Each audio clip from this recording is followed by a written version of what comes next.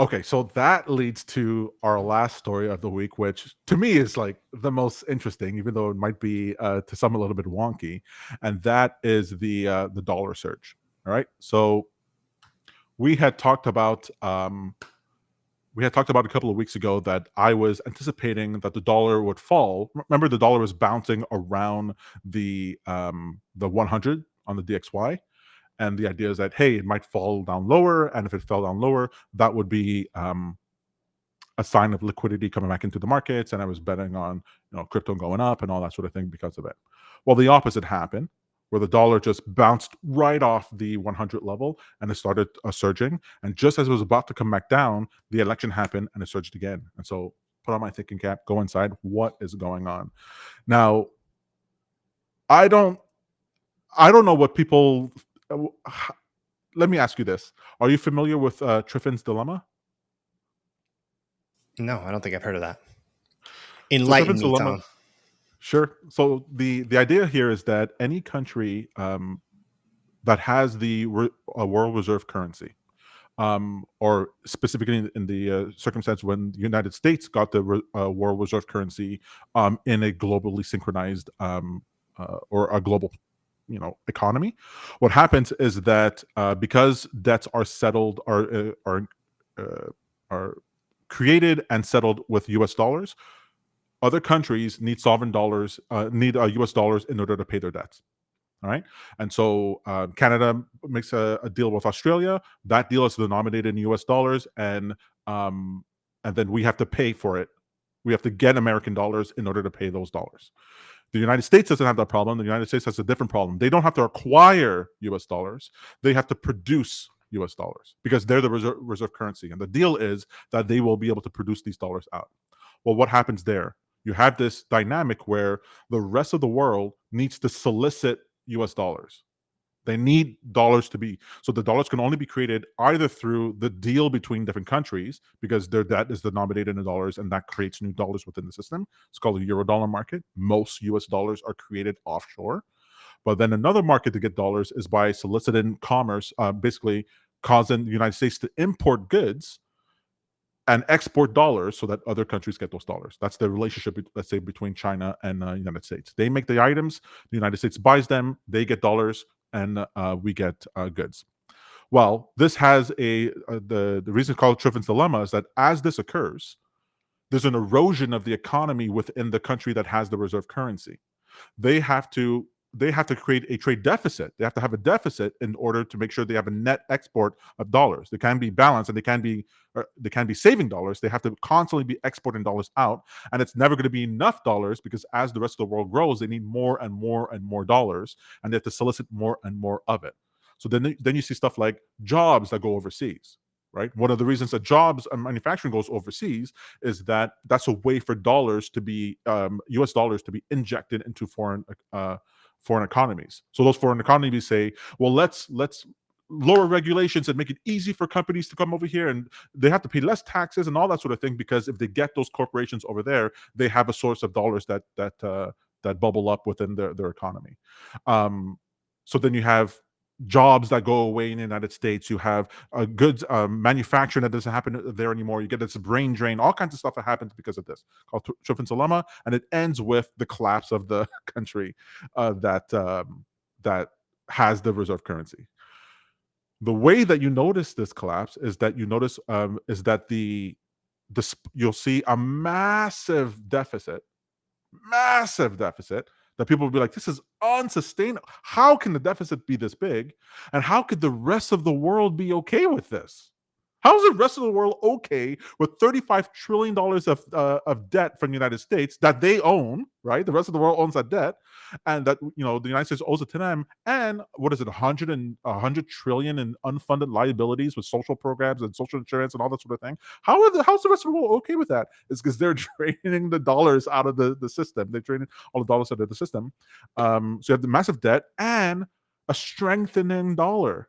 Ironically, you'd imagine that as they're printing all these dollars in any other system, if you don't have the reserve currency, the dollar gets debased, like the Zimbabwe dollar, the peso, and all that gets debased until it's worth nothing. Well, the opposite is happening now. The U.S. dollar has increased in value basically since 2009. The chart's been basically up and to the right with periods of small periods of pullback, just up and to the right. We had one of the biggest spikes in the U.S. dollar over the last 2 years, while inflation is through the roof. Like, what is going on? How is inflation through the roof and the dollar is higher than it's ever been? It's because of this Triffin's dilemma. And so this spike, a nice roundabout way, Mike, for me to get back to the idea here that the spike that we had in recently in the dollar, and on the expectation that Trump is coming into office and now elected, is that all these new programs or policies could be put into place will reduce the number of dollars available to foreign nations. So what did we see right on the heels of that? We saw news articles. What is it here? At the bottom, BRICS. Russia says it won't ditch the US dollar after Trump's victory. China plans to sell dollar bonds in Saudi Arabia as ties deepen. This all happened. Boom, Trump gets elected, and boom, Russia and China is like, whoa, we're not getting away from the dollar. We were just, hey, no, look, guys, we want the U.S. dollar, because they're like, hey, we're gonna get a lot less of it, and they can't on a dime switch because all these debts are denominated in dollars. And so this is a sign of like some pretty serious bad things to come, and it could be that we see a new all-time high on the DXY within the next 5 years, like massive wrecking ball of super high dollar draining liquidity as everyone does everything that they can in order to get dollars. And one of the things people don't understand is that causes prices to rise in the same way that too many dollars in the system causes dollars to rise. You can get increased prices either through inflation or through deflation. So that's what I'm worried about, and that's my pitch. Okay, you gave me some weekend homework to consider here. That's a lot to unpack. I guess what I would recommend. What's that? What I would recommend is that you take a look at what people were saying at the time that the like the North American Free Trade Agreement or the Basel 1, 2, and 3 were decided. Mm-hmm. Look at what we were saying there, what they were predicting, and the people who were ignored. This is what they were talking about. This is the state that the economy is going to be in. Interesting. So I get your thesis then on the dollar. That makes sense. One interesting potential concern would be the next potential update and decision that needs to be made around the U.S. debt ceiling. I believe at the moment we're actually over the debt ceiling or approximating it. I think the last lift was in 2023, right? We raised it to... Oh, right. So I guess one thought that comes out of this as like a tradable opportunity, what I would be wanting to pay attention to is the risk that the U.S. Treasury market is potentially downgraded again. This happened in 2011 when when treasuries were downgraded from AAA to a AA plus rating. And when that happened, it sent a huge shock in the market. There were other algorithmic traders that were severely impacted if they had exposure in the market. The volatility that occurred at that time was pretty intense. So I would be looking to some anticipation of how our rating could change once we're up against the debt ceiling. To the question about the value of the dollar, I guess I'm putting this counter argument to you about that changing as a result of our fiscal deficit at the moment and the ongoing fiscal deficit that will come from the Trump administration. Like, would that cause the dollar to continue to rise? I would believe it would not rise, right? That should impact the value of the U.S. dollar. Well, so let me just share my chart here, because that's what I would imagine most people would think. But we've seen that we keep going through this pattern of the dollar continuously rising in value, not because of the credit worthiness of the United States, but that the need for dollars completely supersedes the credit rating, right? The countries around the world, they have no choice. They have to get these dollars.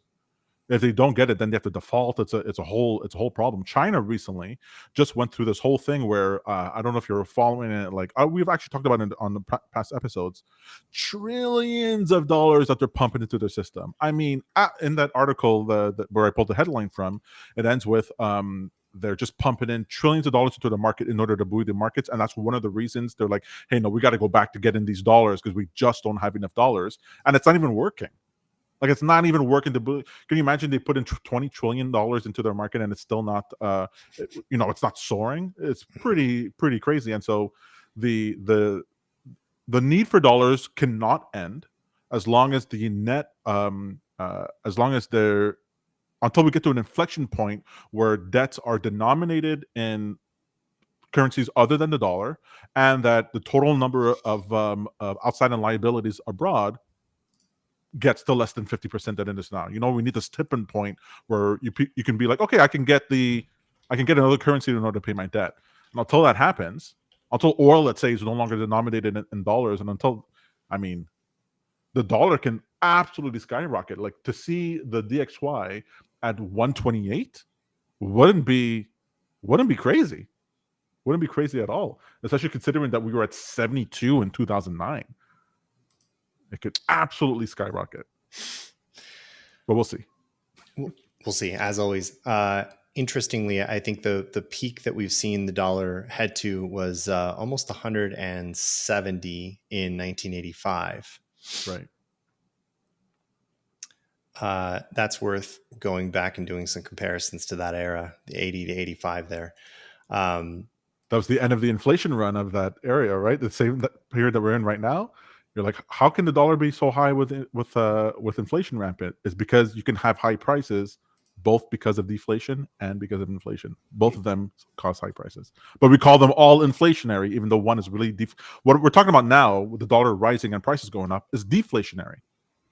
Because as you have a deflationary economy and there's less dollars going around, that means anybody who can solicit dollars raises their price so that they can get more money, right? They raise the price so they can get more dollars. So do you have a bet for where you think the dollar would be in a year from now? In a year, I would say at least at the peak of 114, like the peak that we saw in November 22. Right. I don't see, and in fact, I don't think we can. I thought we might break lower to the 100 level. I don't know actually why I thought that. I was hoping that would occur because I don't like the doomsday scenario of the dollar skyrocketing. But the very fact that it bounced where it did, to me, suggests that okay, that was the low. We're at the floor of 100. That 100 floor has been was the ceiling before, right? Was the ceiling in May 2020? Was the ceiling in December 2016? Let me just share my chart real quick because I'm mentioning it. I'm not saying anything. So we had that 100 floor was the high in 2016 and the high in 2020, and now it's been the floor since it broke here, since it broke in May 22nd, 2022. It's been the floor since, and so we've confirmed. So it's like I don't see how we break that. I see no reason why we should go down here anymore. We've confirmed this level, and now we should have the breakout.